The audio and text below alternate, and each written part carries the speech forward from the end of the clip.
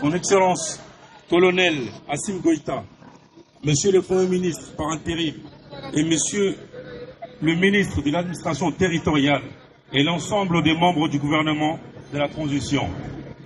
Sidi Aga Kane intervient aujourd'hui à cette manifestation. Croyez bien que c'est avec un profond sentiment d'humilité devant la difficulté du problème, comme devant l'ampleur des résonances qu'il suscite au plus intime de chacun d'entre nous et en pleine conscience de la gravité des menaces de mort que nous subissons en ce moment précis par le préfet de Yélimane. Mesdames et messieurs, aujourd'hui, nous remarquons dans presque tous les pays du monde, particulièrement en Afrique et plus précisément au Mali, des citoyens dénonçant le mal gouvernance et la corruption et la manipulation des mœurs.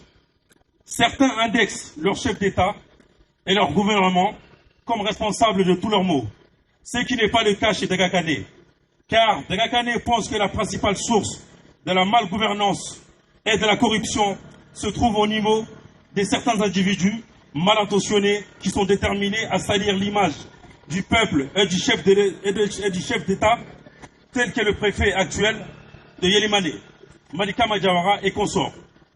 Tant que sa mission va de mal en pire vis-à-vis du peuple de Yélimane, on n'en finira jamais avec les murs de lamentation. Et c'est quel que soit le niveau de probité et d'ambition de certains chefs d'État pour leur pays. Il faut dire la vérité. Le chef de l'État ne peut pas être sur tous les fronts pour combattre la corruption et le mal gouvernance.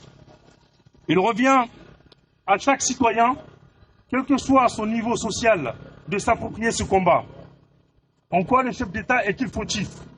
Quand un préfet préfère être soudoyé par certains citoyens de Yélimane afin d'emprisonner les personnes avec qui ils sont en divergence d'opinion, en oubliant sa propre mission.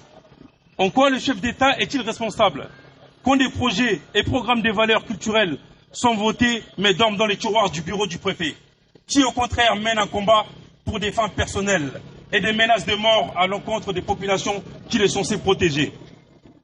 Où se trouve la responsabilité du président de la République quand un ministre ou un directeur citoyen se permet de servir dans le budget que l'État lui a confié pour gérer ses affaires personnelles, au lieu des urgences de la population? Pourquoi indexer le président de la République quand l'appât du gain facile prend le dessus sur la santé de la population et la souveraineté culturelle?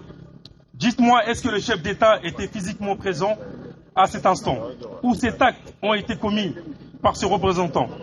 Non, alors, certaines lapidations hypocrites de certains de nos chefs d'État, j'ai bien dit certains, car la loi appartient à tous, individus, et ce qui appartient à tout le monde est intouchable. La bonne gouvernance d'abord par l'acte citoyen et la probité individuelle. La liberté, le développement et la sécurité d'un peuple se trouvent dans la main de chaque citoyen, quel que soit son niveau social. Nous sommes tous le miroir de notre pays. Dites-moi, comment tu sers ton pays et je te décrirai comment vit ta communauté. En premier lieu, permettez-moi de vous présenter Aga Kane et ses rôles dans la société.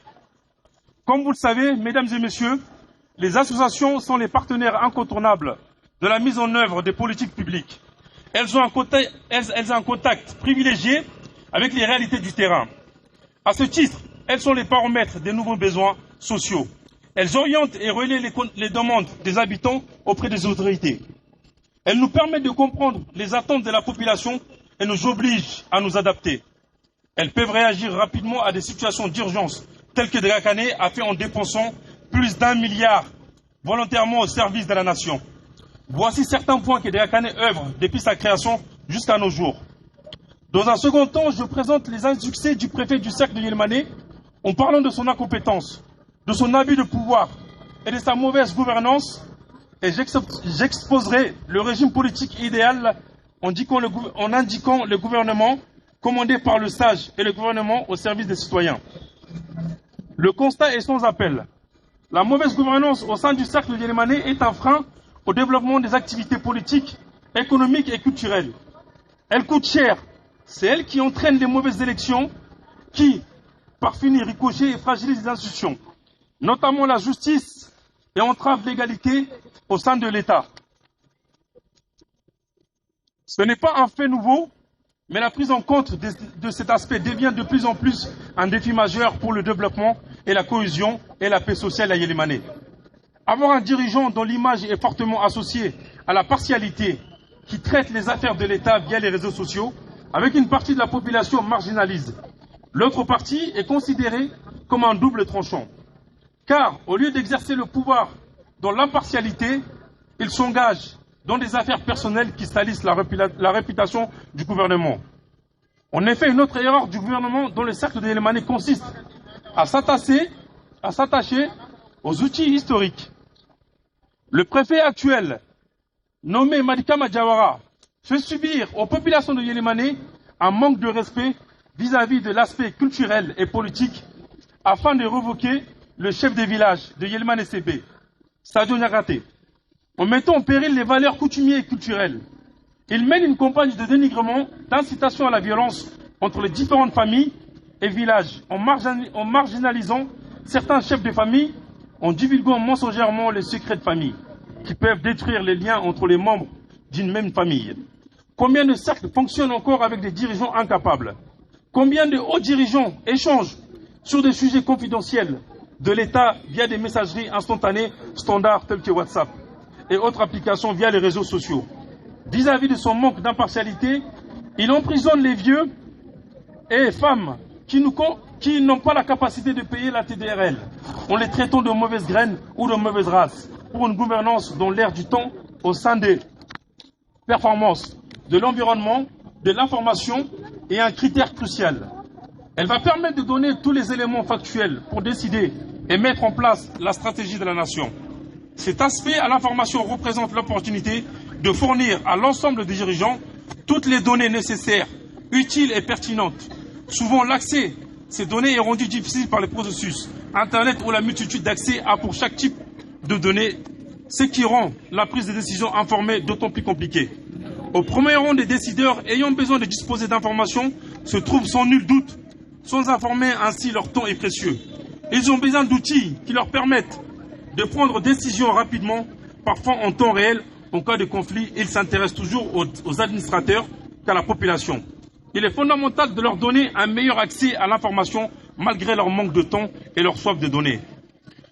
Pour que la gouvernance fonctionne et profite à la société dans son ensemble, il est nécessaire que les équipes et les dirigeants collaborent étroitement au niveau du conseil d'administration. La collaboration entre les administrateurs dans et à l'extérieur de la salle du conseil est la clé pour assurer la continuité des activités.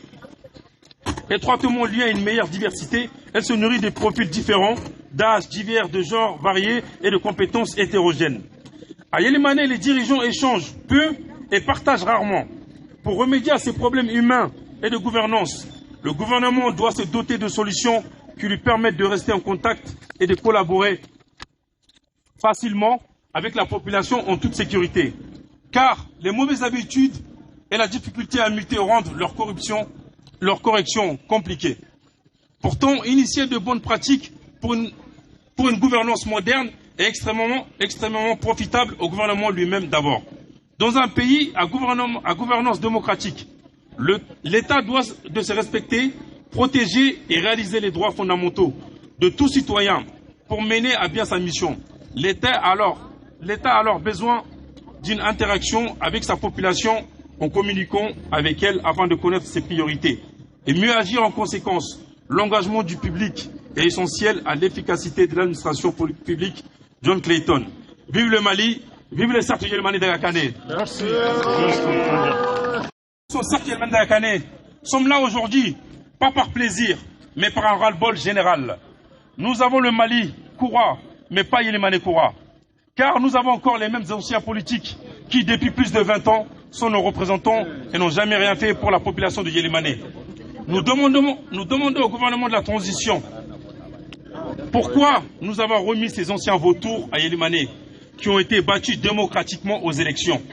Car depuis quelques mois, vous nous avez mis un nouveau préfet et nous étions tous contents à son arrivée. Mais malheureusement, nous nous sommes aperçus que ce nouveau préfet est aux ordres de Mahmoud Hawa Gassama qui, par vengeance de sa défaite aux élections législatives dans le cercle de Gélimané